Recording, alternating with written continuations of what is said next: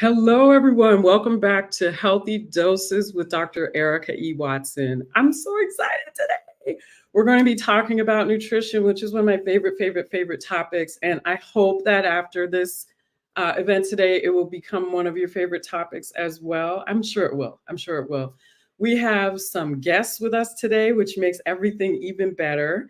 And we have a lot of rich conversation. We're going to have a natural flow. We'll have some science mixed in. We'll talk about some cultural connections. We'll talk about emotional connections. We'll talk a little bit very specifically about health. And we'll have an opportunity for, as usual, you to ask questions. So please make sure that you post your questions in the chat. I don't know exactly how you do that. I think you just type them in. Make sure you put them in so that we can answer them. You can put them in whenever you want and we'll address them. Thank you for being here today, and we will start our presentation now. All right. So, our focus today, our title for today is called Nutrition and Its Impacts on Our Lives. I'd like for us to think of this as more of a menu than an agenda. I'd like to give some thank yous first. First of all, to Career Communications Group, which is the organization that enables this Healthy Doses series. Women of Color, Bea, which is the Black Engineer of the Year Awards, Nikki, Quan, and Ray, Bella Avalos, Mrs. Alicia Ross, and Sean Brooks, who will be joining us today as well. All right, first I'd like to introduce Isabella Bella Avalos. She's a junior at Mitchell College in Southeastern Connecticut, studying psychology and criminal justice with hopes of working in the mental health field, specifically with those who are incarcerated. Coming from a Mexican and an indigenous background, Isabella has observed the need to implement social justice and equitable treatment within the carceral system. Her passion for restorative justice guides her field of interest along with her current academic focuses. Isabella also spends much of her free time playing soccer as she plays on the women's soccer team at Mitchell College. And she definitely understands how important nutrition is to overall well-being and performance. So thank you, Bella. Bella is one of our experts on the team today. I'd also like to introduce Sean Brooks. Sean is a recent graduate with his Bachelor of Arts in Sociology. I have known Sean for many years. He is becoming a successful professional out in the social justice field as well. And we look forward to hearing his input today and hearing his questions as well. So thank you, Sean, for joining us. And we have Quan Hurst, who is the Chief Operations Officer for Career Communications Group. Thank you, Quan, for joining us today. All right, the first question is, what in the world? What is nutrition? So what we're going to do today is have a round table. We're all going to be talking. I forgot to tell you who I am. I'm Dr. Erica E. Watson. I am a clinical nutritionist. I'm also an anti-racist and pro-equity educator, and I'm a community health provider. I have a business called Wise Tree Health Connections, and I work with patients and clients with all of their clinical nutrition or just nutritional needs. So today, we're going to talk about nutrition to the point where you're going to leave thinking, you know what, maybe I should consider going into nutrition, or maybe I should consider spreading the word about good nutrition to my family and friends. Let's get back to the main question. What is nutrition? So I'm going to open it up to my experts. Anyone can jump in. What is nutrition? What does it mean? Or what do you think of? Nutrition to me would be just like listening to your body and being conscious of like how certain foods like make you feel. Okay. All right. Absolutely. We need to pay attention to how they make us feel. You know how sometimes if you eat a hamburger or French fries, you might feel immediately like, ooh, that's tasty. And then later, oh my God, I can't believe I just did that. So there are the acute onset feelings, I guess we could say, and then the down the road response. And I think it's good, Bella, that you brought this up because we need to pay attention to all of those. So that next time if we go to eat a burger and fries, By the way, burgers and fries aren't bad. It's just good if you can eat them as plant-based and not fried. Um, if we go eat them later, we know what the results might be. We know we might feel good for the first few minutes, and then we might not feel so good after. Right. So thank you for sharing. Yeah, when I think of nutrition, I think of nutritious, and that's kind of where every now and again it's a challenge. It's like I try to eat nutritious meals because I want the nutrition from them. Okay. So then that's good. What does nutritious mean then? That's kind of fancy. What do It's not necessarily what we want, but what our body really needs to thrive. Okay. It's what our bodies really need. Okay, thank you. Yes. And I think of just the access to quality and healthy food for nutrition and ensuring that we are capable of living and sustaining a healthy life and just maintaining just a healthy, patterns when I think of nutrition. Okay. When we use the term access, I notice that a lot of us in science, well, a lot of us in general say access. We say it all the time. Some folks don't have access. Some folks have more access. What specifically, and anyone can answer this, what specifically does access mean when we talk about accessing good nutrition? Maybe fruits, veggies, non-processed foods, things like that. Sometimes maybe a neighborhood would have an abundance of convenience stores.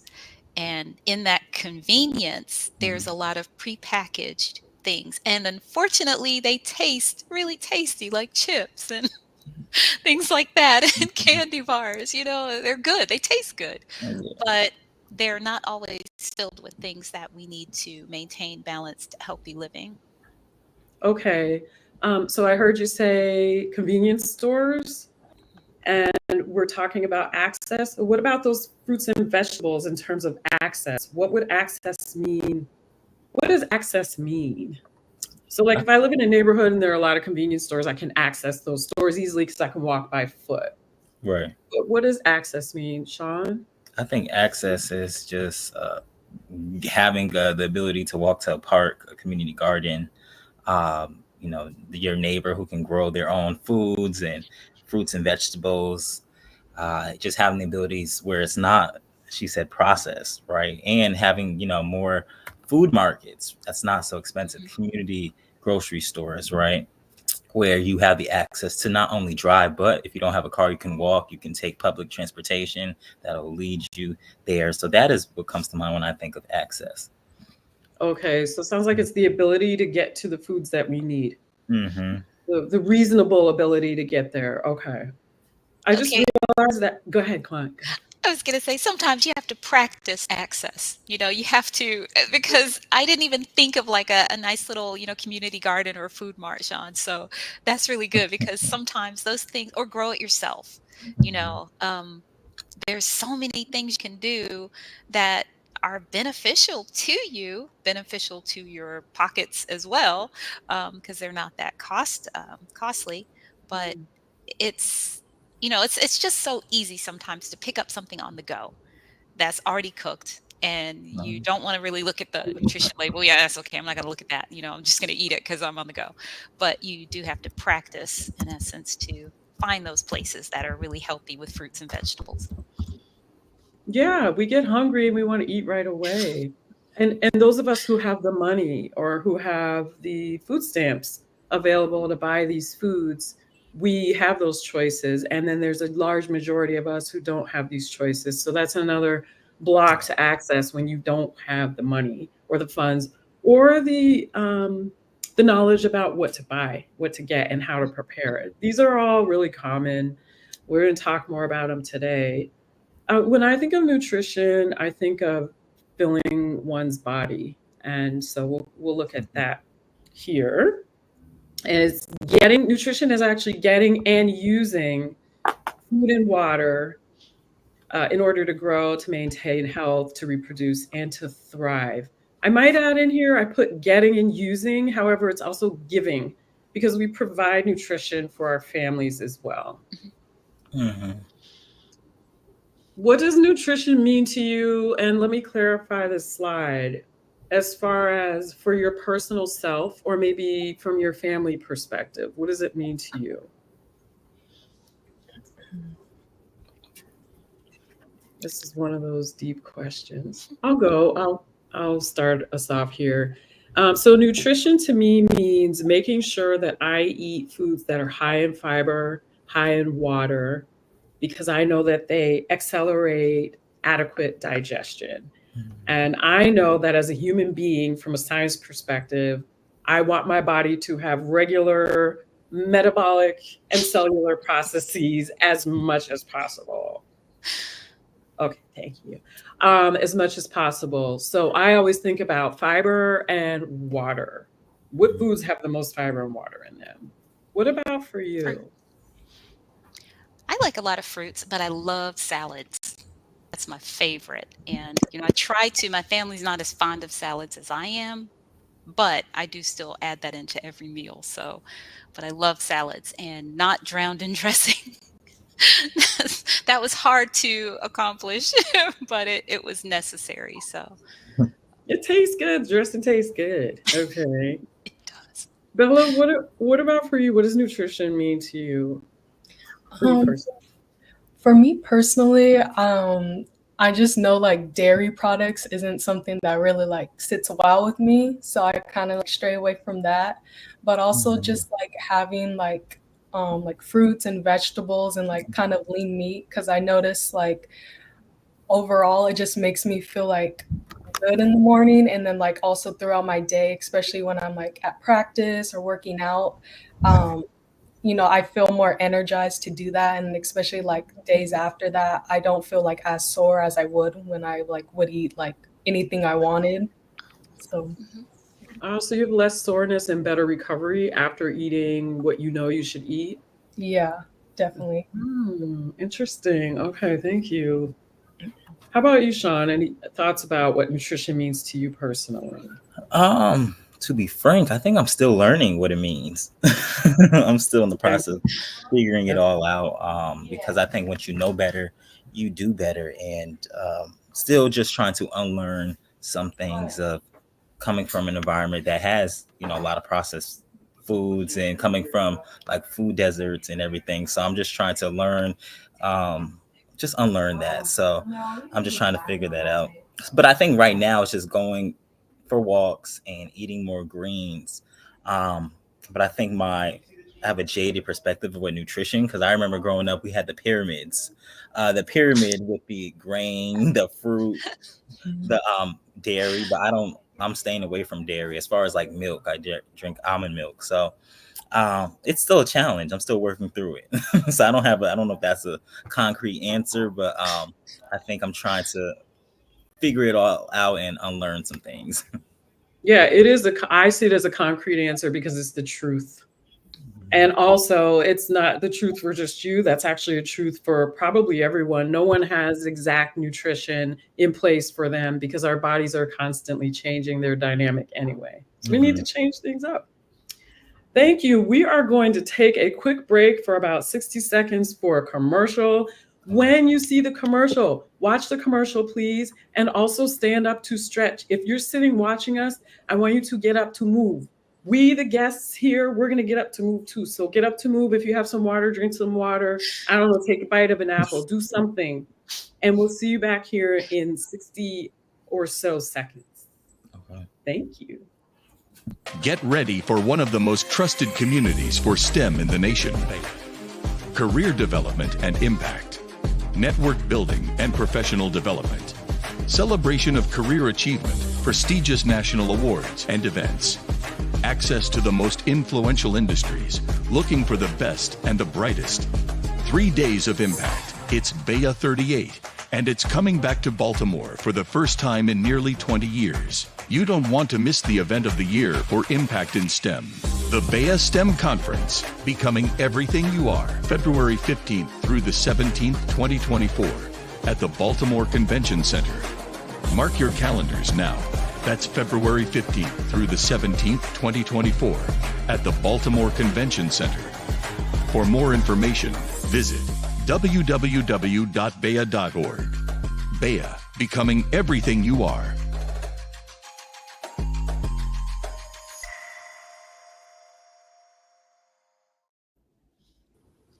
Welcome back, everyone, from the break. Please join in with Bea if you can. Bea is a wonderful event. Love Bea, Bea, Bea. We're back. We're here talking with some experts today about nutrition. We just finished a quick discussion about what nutrition means to each one of us individually. So we're going to go on to the next steps. Okay. We have 3 questions. By the way, I'm catching my breath because I got up and I moved. I said it. I did it. What did we eat growing up? When we were growing up, what did we eat? How did we eat? So, like, were you sitting, standing, outside, inside? Were you with other people? Were you alone? And why did we eat these foods? This conversation should be rich and lovely. So, what did we all eat when we were growing up? I'll go. Yeah. I'm from Alabama, and that's considered, even though I live in Florida now, Alabama is considered South. Florida's not. So that's bizarre to me, but it's okay. But there's a lot of soul food, a lot of things that unfortunately I didn't like. So I kind of grew up watching everyone else eat a lot of soul-y type foods and, collard greens and, fried chicken and things like that that were just staples amongst the different things inside of the greens, like ham bones and stuff like that, to make them really taste good. And, so it's just kind of interesting that I didn't really like it a lot, and I would eat very mild foods. I just didn't like a lot of seasonings. So my family's probably watching this and they're probably laughing, going, yeah. But one of the things we did have to eat growing up a lot, spending any time at your grandmother's house and things like that, lots of fruits, lots of veggies. She cooked things, so you would eat, chicken and dumplings or something like that. So meals that were hearty, soups, peas, beans, things like that. So, Okay. just different, I think, because she had the time to cook. My mom had a little time to cook and, less access to a lot of the processed foods. Okay. I hear there was some at-home cooking going on. That's a big deal. Yes. That's also Huge. a lovely smell. What's that? Huge deal. That's huge. Did you help with the cooking? I did not. Now, just wasn't my bag of tricks right there. But I did, once I grew up, I learned to cook and things like that. So I do a lot of healthy meals now, but it's a little bit of a compliment to the things that I grew up eating. And I found different ways to make the things that everybody else ate that were a little bit on the intense side, a little bit less intense, a lot faster and a lot healthier today. So. And do folks eat them when you cook them? Yeah, my family, no. Okay. My immediate family, husband and kids, yeah, they like them, but everybody else, it's pretty much a no-go. So It's going to take a little transition time. Okay. a lot. A lot of change. Isn't that how it goes? Oh my goodness. Let's see. How about Bella? What did you grow up eating? So I'm Mexican and Native American, so like a lot of the food was like more like modernized foods. So like a lot of fried food, like like chili rellenos, chimichangas, like tamales, like a lot of like carbs and stuff, which it's really good. Well, and also like lots of red meat and stuff like that. Um, and especially like with my grandma's, like I spent a lot of time with her growing up, and she loves to cook with like salt. Like she'll like overfeed me. She's like every hour she'll be like, "Are you hungry? Do you want me to make you something?" And I'm like, "No, like I'm fine." Like, so it was just like I was always well fed as a child. Like definitely. She's like, "Are you sure you're not hungry?" Like, actually, I'm not. Every You hour. probably are. No, I'm not. Did you eat the food anyway? I started like when I got older, I started like being able to like tell her like, no, like I'll wait a little bit, but it was definitely harder when I was younger because Yeah. it was good food, so like I would eat it no matter. Right. Yeah. That's a grandma overfeeding out of love. Yes.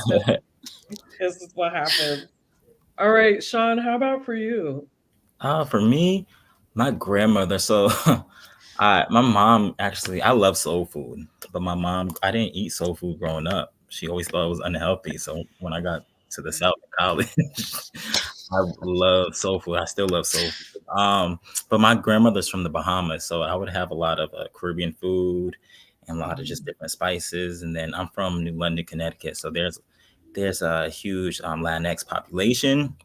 So I remember just having empanadas growing up, and just a lot of rice, a lot of lot of rich food. My mom, it was a balance because she worked a lot, so she would cook when she could. Mhm. And we lived right near like all the fast food restaurants, so McDonald's, Wendy's, in New London, Coleman Street. We live right near there, so that was a lot of our access growing up. Um, and it's a lot of pizzas, a lot of Italian restaurants, huge Italian population. So we'd have pasta, pizza a lot. So that's what I remember. I would always help cook when I could. But yeah, I think it was just a lot of Italian food. That's what I remember growing up. A lot of Italian food and a lot of Caribbean food, and fast food, unfortunately. And fast food. And you help to cook. Yes. You cook now. When I can, I try to. Now for holidays, I cook a lot of. I just did like the turkey and mac and cheese and a lot of the big things. So I don't mind it. I like to do it. Okay. I'm a All baker. right. Baking is what I love to do. I bake like that. You like to bake. Okay. Mhm. All right. Does anyone else like to bake while we're talking Oh, about it? yes. Oh, you do? All right. I am definitely not a part of that team. I would like to taste what you make. I am not going to bake any of it. My family knows that I burn things that get baked. So it just is what it is. I do cook a lot. I do not oven and there's just, anyway.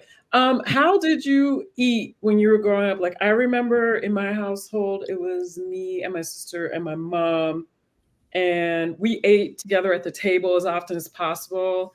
And then when my sister and I became preteens and teens, we were all over the place and did 10 million activities.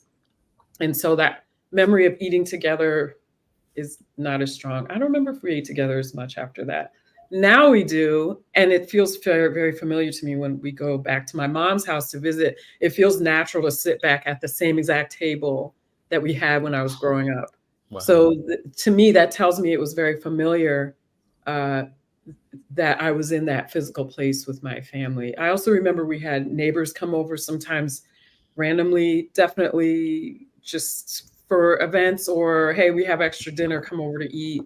And it was calming. And I remember sharing food, and I remember like drinking water together and whatever else we drank. I remember people pouring for me, and I learned how to pour for others and serve others first from that experience. So to me, eating together is a big deal, and it enriched my life at the time, and it continues to now. So how about for you? What was eating like for you growing up? For me, my family, we had like this little convergence in the kitchen area with the table or at the counter with the bar stools, always growing up. Even Thanksgiving, it was not a formal sit down. It was just everybody just comes together. You grab your plate, you kind of buffet style go down and get it. You sit wherever in the area, and it's just lots of talk and, connection. So there was never really like a time frame put on anything.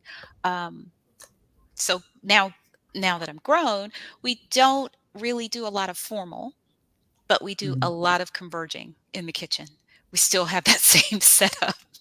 You got the bar counter, everybody's right there. And even at times I'd find myself standing if we have a group of people over, and because everybody else has all the chairs and I'm standing and we're eating and talking and somebody will say, "Hey, do you want to sit down?" I was like, no, I'm used to this. This is fun. This is what it's all about for me. So I think we kind of tied eating a little bit more into the conversation part of it. So it became less about the formality.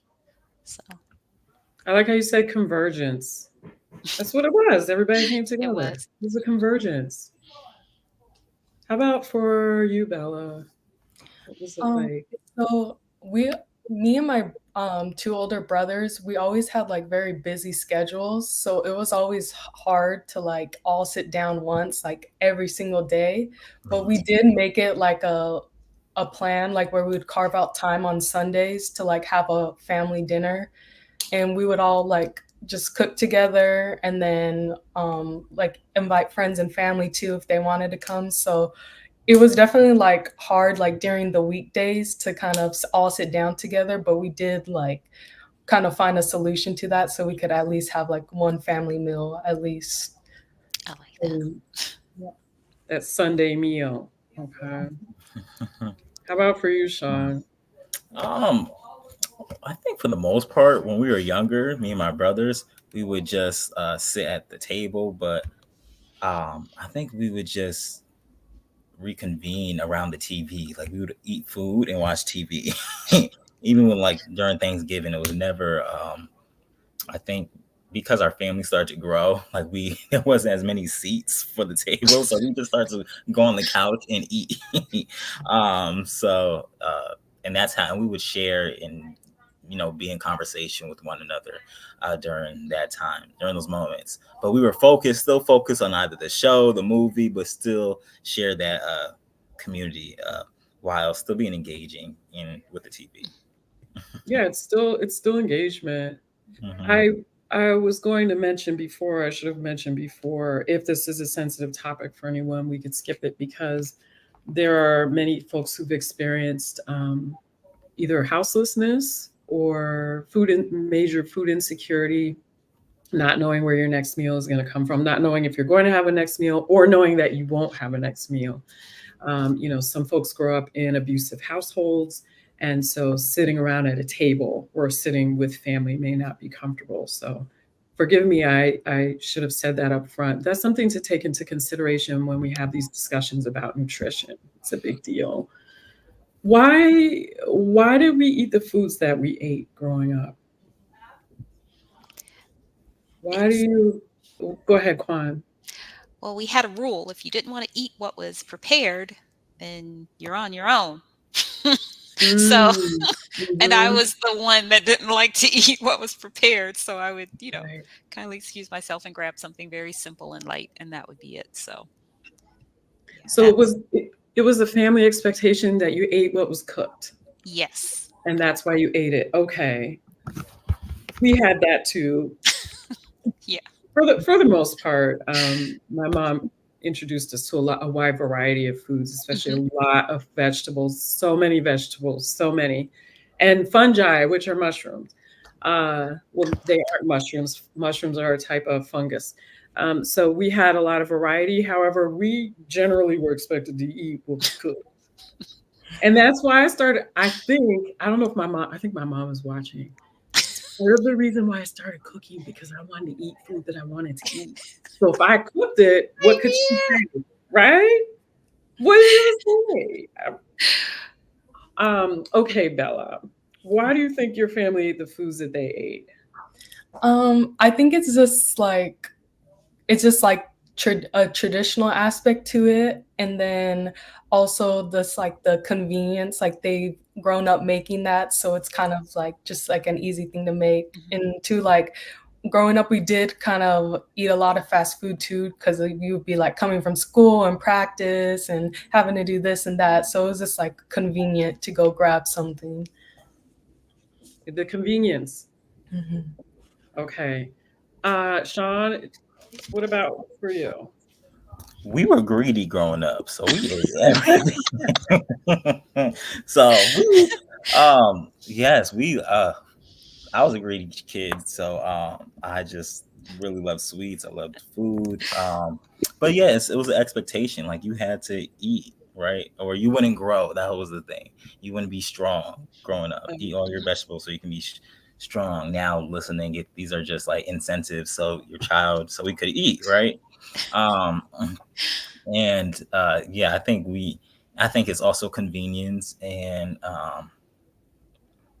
just knowing that, hey, this is what we do as a family. This is how we survive. Like we must eat, and it tastes good. So I think that's why growing up I ate those foods, and food was like my pleasure place. That was that was comforting for me. So I think that's why I can say I had eaten those foods. Absolutely. Food is comfortable. The whole process of smelling food, seeing food, assessing what you might be able to eat. I already said smelling food. Then putting the food into your mouth, chewing the food. These are all sensations Mhm. that bring about a calm or an excitement, depending on what you're eating. And then swallowing the food. Yeah. Your body knows that your stomach is about to receive something that will probably hopefully be nourishing. Even if it's not nourishing, it's going to be at least filling. So there's a lot Right. of sensation that goes around with food, and that's part of the reason why we have different types of disordered eating. That can be part of the reason why we have different types of disordered eating is because of the expectations that we have in society of how much we should eat versus what our bodies probably need.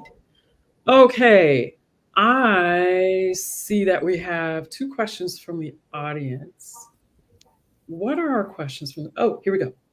I tend to lose discipline during the holidays. How do you stay healthy during this time with so many good but bad foods? Ooh, well, first of all, I'd want to know what discipline means for you. However, if you want to throw that in there after, that would be great. How do you stay healthy during this time? The holidays are a time when we're all together and we're just eating.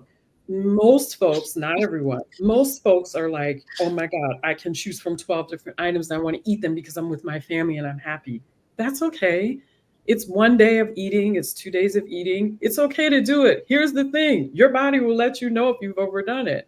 And the hope and desire, right, is that after your body tells you, hey, you just overdid it on the fat or the salt or the wheat, whatever it is, hopefully you will bounce back within the next day and get back to the way you were eating before. If you don't and you continue to indulge, you're probably going to have some negative responses, some gastrointestinal upset. You might have some nausea, headache, irritability, issues with focusing and sleeping. These can all happen from just 2 days of overeating, overindulging, or eating foods that you don't traditionally eat or that are really high in fat or salt or sugar. So my recommendation is to try as much as you can to go back to eating as you ate before the holiday within, 24 hours of when you started the holiday, and then just live your life. I mean, if it's something very specific, I strongly recommend setting up an appointment with me. We can talk about all of that. However, in general, a lot of us follow this pattern where we get together, we're happy, or we're stressed. The holidays can induce a lot of stress too. Mhm. And we eat. We eat to compensate for pain we might experience during the holidays. Some people have experienced loss. We eat because of joy, and we eat because the food smells and looks good. Sometimes we eat because we spent 5 hours preparing XYZ and we're gonna make sure to eat it. I mean, so the tip is to stay healthy, is to get back to eating the way you ate before. Hopefully that was relatively healthy eating pattern. And then get up and move. Like during our commercial break, we all got up and moved, right? Mhm. We're gonna pretend like I moved. Get up and move as much as you can. Go out for a walk. I don't know if you do push-ups. Does anyone here do push-ups? Does anyone do push-ups anymore? Oh, okay. Again, I'm in the out group on that one. Do push-ups. Do what you got to do. Drink a lot of water, and your body should come back to its regular, more balanced state. All right. So it looks like we have. Thank you for that question, Nikki. And Nikki, if you want to describe a little bit more about what discipline means, I'd be glad to hear about that. It looks like we have one more question that came through. Can we talk about how your nutrition can aid you when trying to hit your fitness goals? Sure. Well, first of all, I always recommend and will always recommend eating as many plants and as much seaweed and as many mushrooms, fungi, nuts, and seeds as possible above and beyond all your other foods. Mhm. These foods are all grown from the earth or grown from trees, and they contain all of the nutrients, all of the protein. Yes, there's protein in all of these Okay. foods, all of the protein and all of the water and all of the vitamins and minerals, et cetera, that we need in order to function as human beings. Also, they have the additional benefit of having a lot of fiber.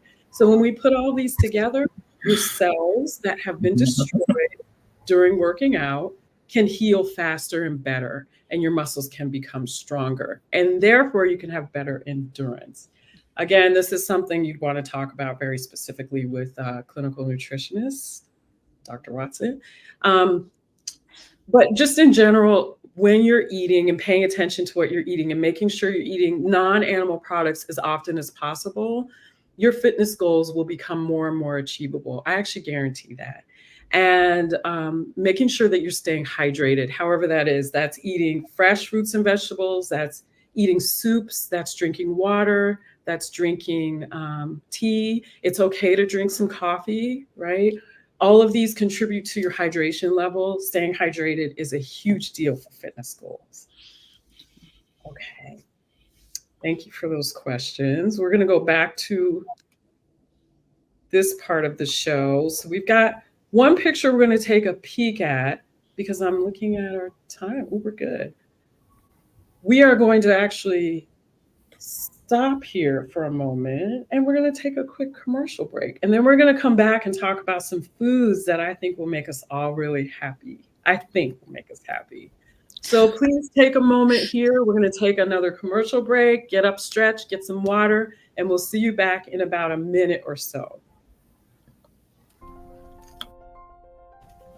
What if you could build your own city? A place where every child can find nurturing people to help them achieve their full potential. A place where every adult can access job training support, where health education is abundant, where social justice ruled the land. A place without limitations. Welcome. You have arrived at STEM City, USA. It is what every city should be. A safe and trusted community where you find people and resources to help you become everything you are and beyond. STEM City is unlike anything you have ever experienced. It is a digital twin of the world around you, only better. STEM City is about energy and soul renewal. It is more than a digital world. You can almost feel the power of live cultural events, music, and theater. STEM City promises a better future for children with caring mentors and hands-on activities with dedicated tutors to support our youth. STEM City is your passport to a healthy lifestyle with weekly events addressing our community's many issues. STEM City is your financial well-being with helpful information on wealth management, career advancement, job training, and so much more. STEM City is the community you deserve. It is the city where your dreams can come true. STEM City USA, a place in the sky that is accessible to all who reach for the stars.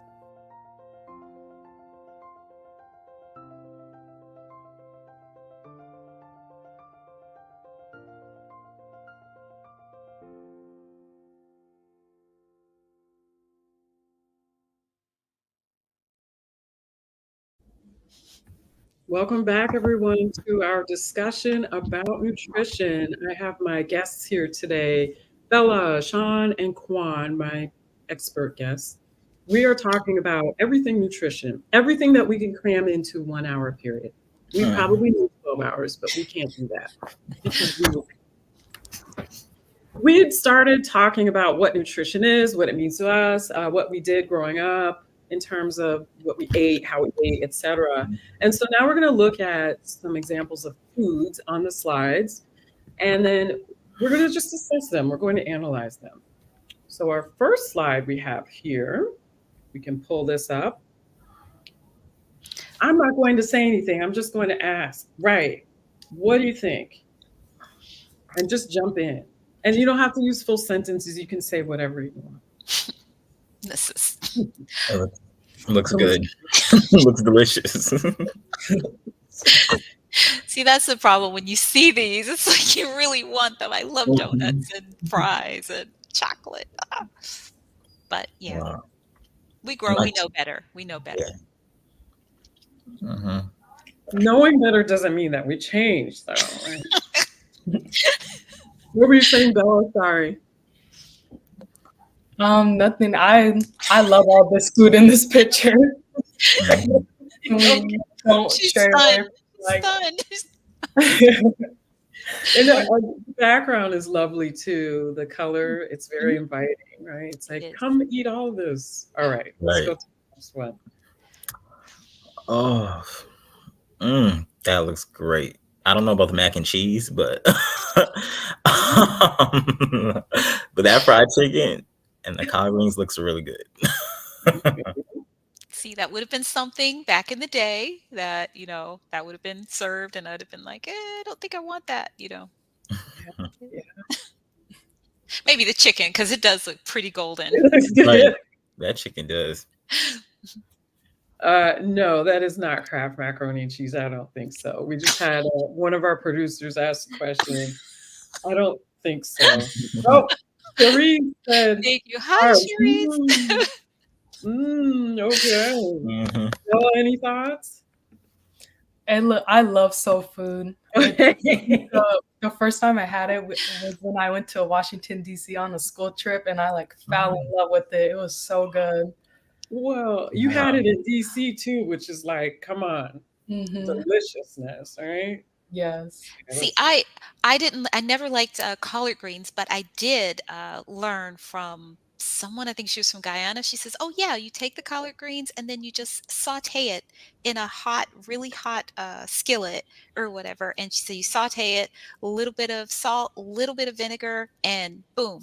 And it only takes a few minutes. And I was just like, no, collard greens take like 3 days to cook at least, Mhm. because that's how it was growing up.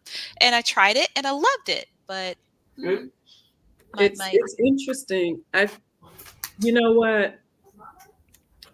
I remember too. It took forever to have the collard greens cooked, and now I make them all the time. I make them vegan, and it doesn't take that long. Maybe it was a process. Maybe it was just fun to cook the ham hocks and the smoked shoulder and the smoked head and all of it. Maybe it was just fun. You're boiling it, you're talking, everybody's standing around. I think it was part of the process. All right, how about this one? all day long. Yep. Excellent. Mhm. Yeah, Okay, that was great. that was great. That looks good too. Now I have to stay away from all these things, but Why do you think you have to stay away from them? I think they're so addictive sometimes because of the high salt content. And if it doesn't have all of the salt in it, like I've tried to do vegan burgers before, and it just wasn't the same. It didn't have the same draw. So I see the pepperoni, that tastes good, but they're usually high in salt. The bacon, it looks delicious. I just can't eat it. Because of the salt content, the high salt content. Yeah, and then just the overall, health of it. I'm sure it's like Sean said earlier, when you know better, you do better. And I don't think my body responds the same way that it did maybe when I was much younger. Yeah, a lot of the preserved meats, so bacon, pepperoni, sausages, they have chemicals that are added to them. And there are natural forms of bacon and sausage and pepperoni you can make at home. I don't ever promote eating meat. However, I know people eat meat, and that's part of life. It's life. So the more natural you can get, the better. If you're buying it prepackaged, it probably has chemicals added. It probably has chemically processed herbs and spices. And it definitely, I don't care if it says low sodium, it definitely has a lot of salt in it. So a recommendation is if you're making your own sausage at home, make it without any salt. And here's a quick sausage recipe, sort of. You have your ground, again, I don't promote meat. Your ground something, okay, whatever that is. Maybe it's mushrooms and onions and walnut mixture. And then add a lot of garlic powder. I'm talking a lot, not, a teaspoon, a lot of garlic powder, some paprika, sage, rosemary, onion powder, pepper, and some maple syrup. I like to add red pepper flake to everything in my life because I like for things to explode in my mouth. But mix all this together with a little bit of oil, maybe olive oil, grapeseed oil, avocado oil, and put them into the patties and put them into the pan. There's a good homemade sausage. Pepperoni, I think the underlying flavor this season is fennel. Fennel's a really wonderful anti-inflammatory. It can help with blood pressure issues, with diabetes issues, with migraines, etc. However, because it's in the processed pepperoni, you don't get as much of the benefit. So if you make your own non-animal pepperoni at home, please let me know. You can put it in the chat or wherever. Let me know. I'd like to know how that's done. Any thoughts from Bella, Sean, about this slide? I actually don't eat pork. I didn't grow up eating pork, so I never had like bologna or ham or I had turkey bacon. So this slide doesn't look as appetizing for me. You know what's interesting? A lot of us Black folks grew up being told that pork was evil, terrible to eat. Why is that? Why were we taught that? Where did that come from? Any thoughts? I think a couple of thoughts come to mind. I think there's like a religious standpoint of like it being unclean and pigs and not being a clean animal. But then I also think of, during enslavement, how like that's what we had to, a lot of the enslaved, Black people had to just eat, the scraps, right? Had to eat, the chitlins, the, pigs. And so maybe trying to break those generational, curses and saying like, no, we're not eating pork anymore. So those are my thoughts. I don't know if that's true or if that's factual. So yeah, that's a really rich discussion to have. I agree with you, especially about the intergenerational inheritance of memories of horror. Someone said I love bacon. Also, just a note, again, I am not endorsing eating pork. However, the notion that pigs are unhealthy is probably not quite accurate because pigs eat a wide variety of foods and they're very organized creatures and they're actually not dirty. I think people see them put their faces into mud to cool themselves and may see that as dirty, or the fact that they'll eat pretty much anything that you give them. But pigs are very intelligent as far as we determine intelligence. They're intelligent. They are community creatures. They are loving animals. So just something to keep in mind. A lot of times I'll hear folks say, "Ooh, those are nasty animals." And it's like, no, they're animals just like we're animals. We're nasty. Like, look at the things that we do. Oh gosh. I'm just keeping it real. So just things to keep in mind before you choose to not eat something because we've been told intergenerationally that it's nasty. Just think about, what's really going on there. Usually there's something deeper. So thank you, Sean, for bringing that up. And yes, I just said that humans. All right, here's a plate here with rice and beans and plantains or plátanos, and then pernil, which is a roasted pork, and then avocado up in the top left corner. And I put this up here because it represents a lot of Caribbean eating. It also represents the merger between West African foods that were brought over here when enslaved people were forced to come here, and Central American and Caribbean foods and Spanish foods, and actually a little bit of Asian and Eastern European influence as well. Okay, the drinks. We've seen all these, right? What are they loaded with? Sugar. Sugar, caffeine, and sodium. Oh, yeah. Wow, there we go again, Quan, right? We can't get away from it. Can't get away. And that used to be my staples during college. Yes, why? Caffeine, easy, fast. The machine's right there. Put your money in, get your Coke, head to class. Yeah. Also, there's water in these drinks. There really is water. So you're drinking, and you might be thinking, oh, I'm hydrating. And you kind of are. It's just that it's better to drink water. Okay. It looks like we are coming to the end. So I'll just go through these quickly. The significance of good nutrition, significance is importance. Every human being has to eat. This is not something that we can negotiate. Every human being has to eat, human being has to drink water. And there are restrictions in some communities. This is a whole other show discussion.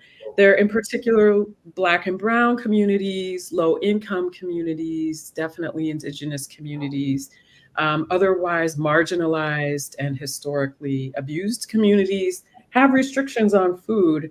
Whatever it is in society systemically is interrupting adequate access to healthy foods for these communities. And I want us to move forward today, keeping that in mind, that there are ways that we can help. Speak up with your legislators to promote healthier eating in communities. You can help with food banks. You can find out which areas of people, which populations need the most support and nutrition, and go help there. Our ancestors' foods and practices. Oh my goodness. So Bella identifies as Mexican and indigenous, right?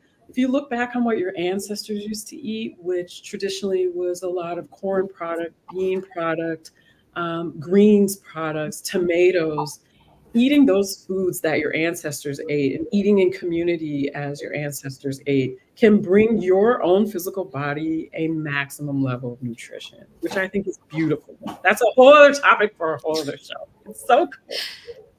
And then somebody already asked before, what can we do to stay healthy or to get back to being healthy during our break, during our holiday? We kind of talked about that before. After you overindulge, it's okay. It's going to happen. You can't try to front. You know it's going to happen. Try to get back on your regular, as healthy eating pattern as possible as soon as you can.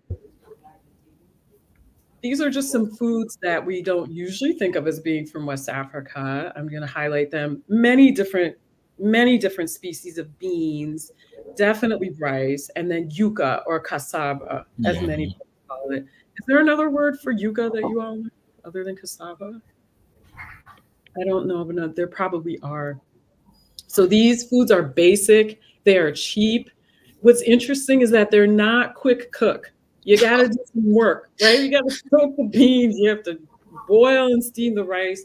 You have to, good grief, peel the yuca, cut the yuca, remove the fibrous center, and then steam it or boil it. So they're not easy to prepare. However, once you prepare them in large quantities, you have them readily available in the refrigerator, and they are highly nutrient dense. These are foods that were indigenous to Central America and the Caribbean. So tomatoes, corn, definitely all day, and green beans. I didn't even know this until recently. And combining all of these can give you optimal nutrition because you're crossing different types of nutrients, different vitamins, different elements, different chemicals and biochemicals. You're combining them and you can come up with a power dish. So for example, in this case, making a simple soup with green beans and say potatoes and tomatoes and corn could give you a whole host of antioxidants, boom, in one bowl. I would probably always add garlic. Here's just an image of some foods that are really good for anxiety and depression. Berries, olive oil, walnuts, almonds, peppers, anything with citrus, tomatoes, garlic, onion, all the time. They help to regulate our nervous system and can help to impact anxiety and depression, hopefully reduce that. You know what, Sean? I don't know if broccoli is something that was created by humans. I don't suspect so. Perhaps the different varieties have become a product of human intervention. That's a good question. Thank you. I'm going to look that up. Do you like broccoli? No, I've been hearing that recently, that like broccoli, Brussels sprouts, that they weren't like natural. They were just created like in a lab. I didn't know how true. I don't think they were created in a lab because we've been eating them before labs were in existence. But I wonder if we've done some hybridization and kind of bumped it up a little bit. Good question, though. I just wrote down broccoli. Thank you. So we'll go. Thank you, Ray. Just an image of merging vegetables and fruits. This is a vegan sancocho, which is a Dominican and other in the Caribbean area soup. And this is a vegan version. There's no meat in it. Quan, I'm not kidding. These are mushrooms. These are oyster mushrooms. Oh, get wow. out. That's for you. Yes. Thank you. You're That welcome. too. I'm taking that one as well. Yes. And then these are some plant-based and fungus-based, mushrooms, tacos. And then here's just a rework of a previous meal. Just add some salad in, remove the majority of the meat, and you're good.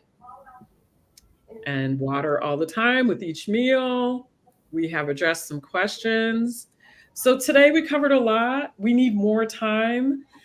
We did cover a lot. I thank you so much, guests, experts, for being here. We talked about various ways to approach nutrition. We reviewed our own experiences with nutrition. And we've talked without maybe us knowing about how to incorporate more plants and fungi and seaweed into our eating practices. Thank you again to everyone who's attended.